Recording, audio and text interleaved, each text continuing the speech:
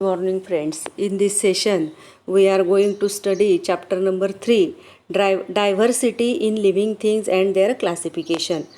नमस्कार विद्यार्थी मित्रांनो, बघा आजच्या आपल्या व्हिडिओ तासिकेमध्ये आपण आपल्या सायन्सचा धडा 3 सजीवांमधील विविधता आणि वर्गीकरण याचा अभ्यास करणार आहोत.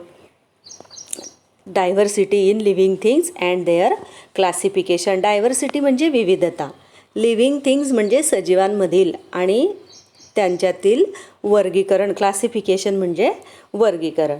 आता बघा, कॅन यू रिकॉल म्हणजे तुम्हाला थोडं आठवतं आहे का बघा. In which spheres of the earth do living things exist म्हणजे पृथ्वीच्या कोणकोणत्या आवरणांमध्ये सजीवांचे अस्तित्व दिसून येते. पृथ्वीवर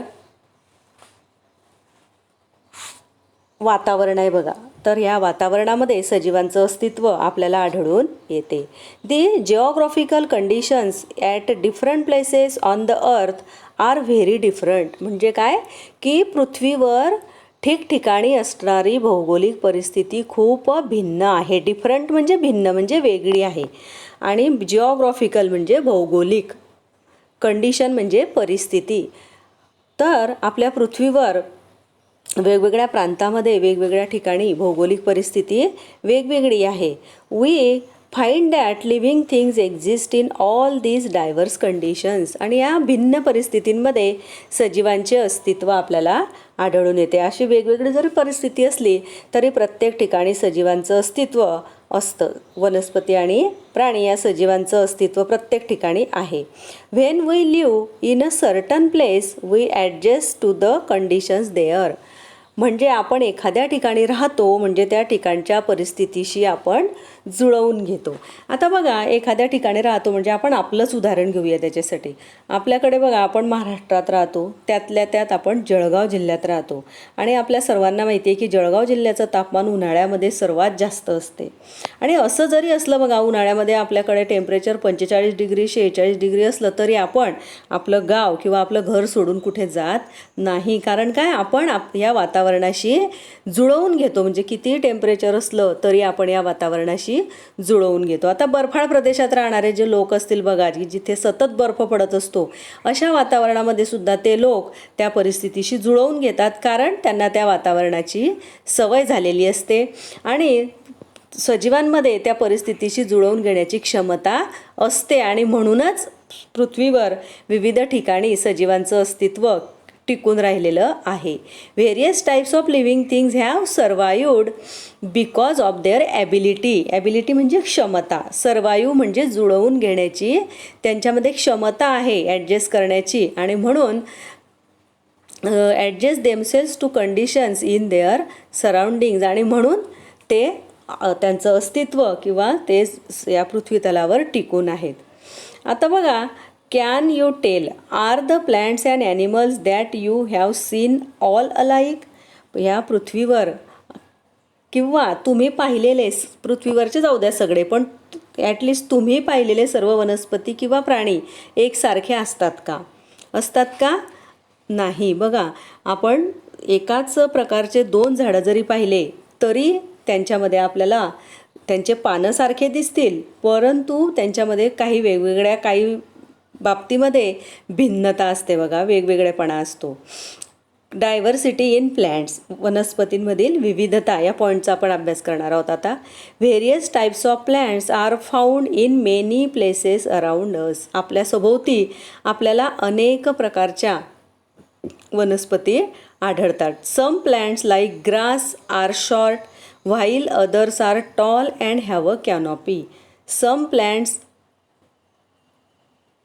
लाईक ग्रास म्हणजे काही वनस्पती गवतासारख्या शॉर्ट म्हणजे खुरट्या असतात, तर व्हाईल अदर्स आर टॉल तर काही वनस्पती उंच, अँड हॅव अ कॅनॉपी म्हणजे डेरेदार असतात, म्हणजे त्यांची सावली दाट अशी पडते, छत्रीसारखं त्यांचं वरतून असतं. Some plants grow under water while some others float on water. काही वनस्पती पाण्याखाली वाढतात तर काही वनस्पती पाण्यावर तरंगताना दिसतात. We find that some plants grow even in deserts. Deserts म्हणजे वाळवंट. वाळवंटामध्ये बघा पाण्याचं प्रमाण खूप कमी असतं, परंतु अशा ठिकाणी सुद्धा आपल्याला वनस्पती आढळून येतात. Moreover we find that there is a lot of variety in the same type of plant. एवढेच नाही तर एकाच प्रकारच्या वनस्पतींमध्ये सुद्धा आपल्याला विविधता आढळते. For example, there are different varieties of rice or wheat. तांदळाच्या विविध जाती आहेत, गव्हाच्या विविध जाती आहेत. त्याच्यानंतर डिफरंट टाईप्स ऑफ रोजेस, गुलाबाचे विविध प्रकार आहेत. And mangoes of different flavours, आणि वेगवेगळ्या चवींचे आंबेसुद्धा आहे बघा. हापूस आंबा असेल, बदामी आंबा असेल, लंगडा आंबा असेल, दशेरी आंबा असेल. ह्या प्रत्येक आंब्याची चव कशी असते? वेगवेगळी असते. आंबा एकच आहे बघा, वनस्पती पण त्याची सारखीच असते, परंतु त्याच्या चवीमध्ये फरक असतो. Some plants grow even without stems, leaves or roots. काही वनस्पतींना बघा खोड, पान किंवा मूळ नसते. मग अशा वनस्पती कोणत्या आहे? तर ते पाण्यात वाढणारं जे शैवाल असते, कवक असते, ते त्या वनस्पती ज्या असतात त्यांना मूळ, खोड, पान अशा प्रकारचे अवयव नसतात. These are very different from ordinary plants. सर्वसामान्य वनस्पतींपेक्षा त्या वेगळ्या असतात. तर अशा प्रकारे या वेगवेगळ्या वनस्पतींचा जो अभ्यास आहे विविधतेचा, तो आपल्याला करायचा आहे. लेट अस स्टडी दिस डायव्हर्सिटी अमंग प्लॅन्ट्स. तर आपल्याला या वनस्पतींमधल्या विविधतेचा अभ्यास करायचा आहे. Plants make their own food in sunlight. आता बघा, पहिला प्रकार जो आहे वनस्पतींच्या विविधतेमधला तो आहे ऑटोट्रॉफ्स अँड हेटेरोट्रॉफ्स. म्हणजे काय बघा, autotrophs means plants make their own food in sunlight. Such plants are called autotroph. याचा अर्थ ऑटोट्रॉफिक प्लॅन्ट्स. याचा अर्थ काय होतो बघा, की ज्या वनस्पती सूर्यप्रकाशात स्वतःचे अन्न स्वतः तयार करतात त्यांना स्वयंपोषी वनस्पती असं म्हणतात. Plants make their own food in sunlight. On म्हणजे स्वतःचं, फूड म्हणजे अन्न. ज्या वनस्पती सूर्यप्रकाशामध्ये स्वतःचं अन्न तयार करतात अशा वनस्पतींना स्वयंपोषी वनस्पती म्हणतात. म्हणजेच such plants are called autotrophic plants. For example, the hibiscus, pomegranate, periwinkle etcetera. अशा प्रकारे आपल्याला अनेक उदाहरणं याचे देता येतील बघा. डाळिंब आहे, सदाफुली आहे, जास्वंद आहे. अशा अनेक वनस्पती आहे की ज्या स्वतःचं अन्न स्वतः तयार करतात. Some plants like funguses, loranthus, dodder use other plants for food and are said to be heterotrophic plants. काही वनस्पती मात्र अशा असतात बघा की त्या अन्नासाठी इतर वनस्पतींचा उपयोग करतात. अशा वनस्पतींना हेटेरोट्रॉफिक म्हणजे परपोषी वनस्पती म्हणतात. Plants like the pitcher plant even consume insects. They are insectivorous. घटपर्णीसारखी एक वनस्पती तर बघा इन्सेक्टला खाते, म्हणजे त्याला कीटकभक्षी. इन्सेक्टिव्होरस म्हणजे कीटकभक्षी वनस्पती असं पिचर प्लॅन्टला म्हणजे घटपर्णीला म्हणतात. आता बघा, मग ह्या परपोषी वनस्पती कोणकोणत्या आहे? Some plants like dodder, loranthus and funguses. Funguses म्हणजे बुरशी. त्याच्यानंतर डॉडर म्हणजे अमरवेल आणि लोरॅन्थस म्हणजे बाणगुळ. अशा प्रकारच्या ज्या वनस्पती आहे या वनस्पतींना हेटेरोट्रॉफिक प्लॅन्ट असं म्हणतात. याच्यानंतर पुढचा पॉईंट आहे बघा, दी स्ट्रक्चर ऑफ प्लॅन्ट म्हणजे वनस्पतीची रचना. आता कुठलीही वनस्पती बघा आपण जर बघितली तर तिची दोन भागांमध्ये रचना होते. कोणकोणते दोन भाग? तर जमिनीच्या वर असणारा खोडाचा भाग आणि जमिनीच्या खाली असणारा मुळाचा भाग, अशी दोन भागांमध्ये त्या वनस्पतीची रचनेची विभागणी होते. Plant structure can generally be divided into two parts. The stem which grows above the ground and the root which grows below the ground surface. म्हणजे जमिनीच्या वर वाढणारा खोडाचा भाग आणि जमिनीच्या खाली असणारा मुळाचा भाग, अशी दोन भागात त्या वनस्पतीची रचनेची विभागणी होते. The root, stem and leaves are the main parts of plants. वनस्पतीचे प्रामुख्याने मूळ, खोड आणि पान हे घटक आहेत. From time to time plants bear flowers for reproduction. वेळोवेळी पुनरुत्पादनासाठी या वनस्पतींना फुलं येतात. कशासाठी? पुनरुत्पादनासाठी, म्हणजे पुन्हा त्या वनस्पतींची निर्मिती व्हावी म्हणून या पुनरुत्पादनासाठी त्या वनस्पतींना फुले येतात. Flowers are transferred into fruits. या फुलांचं फळांमध्ये रूपांतर होते. Fruits have seeds and seeds gives rise to new plants. या फळांपासून आपल्याला बिया मिळतात आणि बियांपासून बिया आपल्याला काय देतात? न्यू प्लॅन्ट्स, म्हणजे नवीन रोपं. Seeds gives rise to the new plants. आता बघा, आपण जे हे वेगवेगळे पार्ट्स पाहिले वनस्पतीचे, the root, stem, leaves, flowers, त्याची आपण थोडक्यात माहिती घेऊया. दी फ्लावर, बघा, दी स्ट्रक्चर ऑफ प्लॅन्ट्स अशी एक फिगर डायग्रॅम तुमच्या पाठ्यपुस्तकात दिलेली आहे, पेज नंबर 19वर. द स्ट्रक्चर ऑफ प्लॅन्ट्स, आणि त्याचे पार्ट्स पण दाखवलेले आहे बघा ॲरोच्या साह्याने, आणि त्या चौकटीमध्ये त्याची माहिती दिलेली आहे बघा. दी flower, this is the most attractive part of a plant. वनस्पतीचा हा सर्वात आकर्षक भाग आहे बघा. वनस्पतीकडे आपलं लक्ष वेधून घेतं कोण? तर फूल. अट्रॅक्ट करतं आपल्याला ते. It is connected to the stem by a stalk which may be long or short.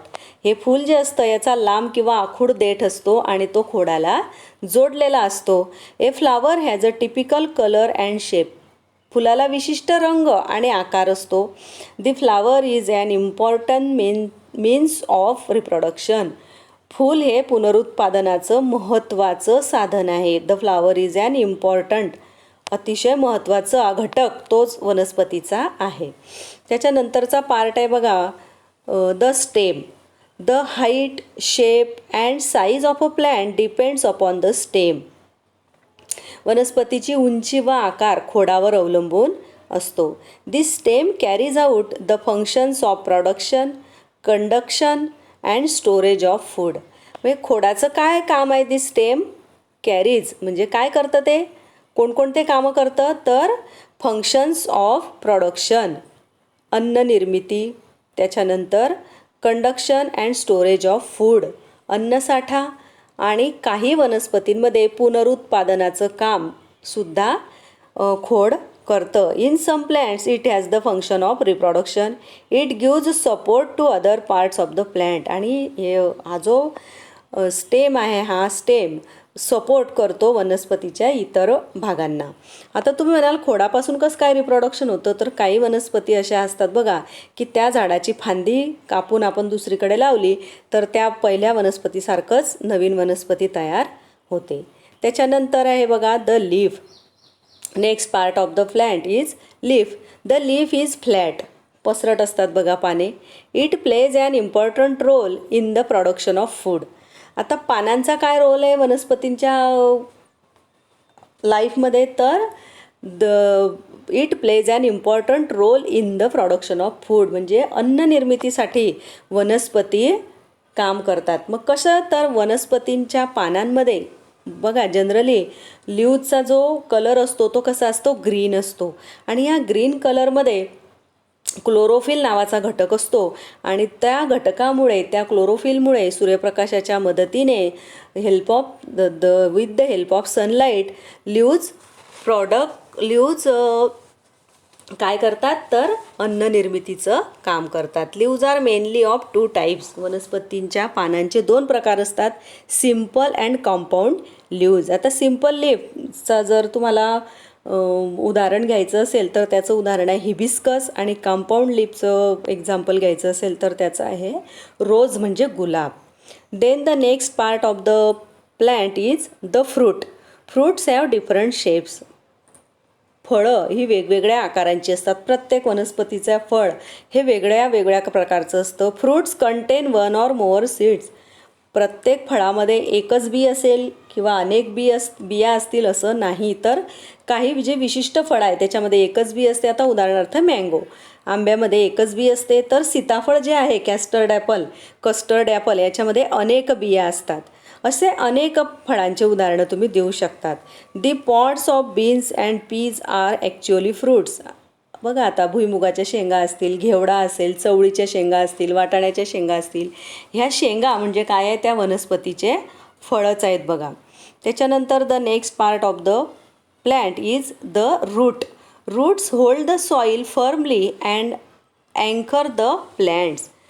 ह्या रूट्स काय करतात बघा, होल्ड द सॉईल फर्मली म्हणजे मातीला घट्ट धरून ठेवतो अँड अँकर द प्लॅन्ट्स आणि वनस्पतीला आधार देते. The main functions of the root are to absorb and transport water and nutrients from the soil.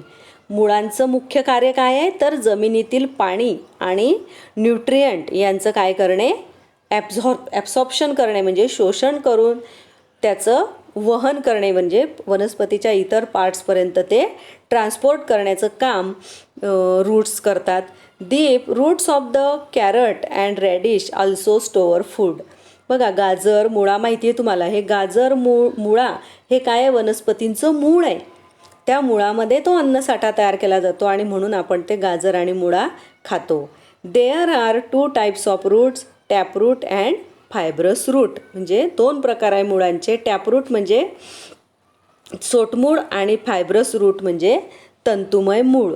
आता टॅपरूटचं एक्झाम्पल आहे हिबिस्कस किंवा बनियान म्हणजे जास्वंदाचं झाड किंवा वडाचं झाड जे असेल त्याची जी मुळं असतात, त्याचे जे रूट्स असतात त्याचा प्रकार आहे टॅपरूट म्हणजे सोटमूळ.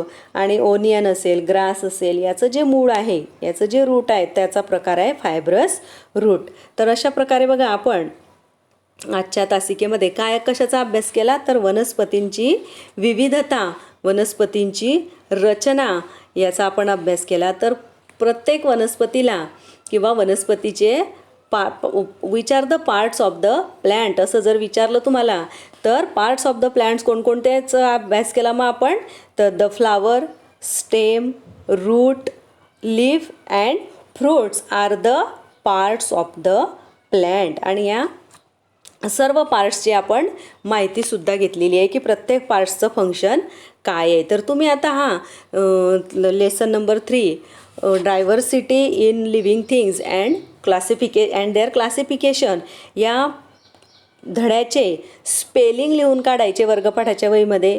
त्याच्यानंतर वनस्पतींची विविधता म्हणजेच डायव्हर्सिटी इन प्लॅन्ट्स याच्यामध्ये पहिला प्रकार जो आहे बघा वनस्पती प्लॅन्ट्स आर एक मिनिट बघा plants make their own food in sunlight. हा जो पॉईंट आहे त्या 3 ओळी ज्या आहेत त्या वर्गपाठाच्या वहीत लिहायच्या. त्याच्यानंतर इकडे पेज नंबर 19वर दी स्ट्रक्चर ऑफ प्लॅन्ट हे बॉक्समध्ये जे दिलेलं आहे ते लिहायचं. आणि structure of plant, the structure of a plant ही डायग्रॅम काढून ह्या पार्ट्सची जी माहिती दिलेली आहे चौकटींमध्ये ती पण लिहायची आहे. अशा प्रकारे आजच्या तासिकेचा हा अभ्यास तुम्ही तुमच्या पाठाच्या वहीमध्ये करायचा आहे. धन्यवाद.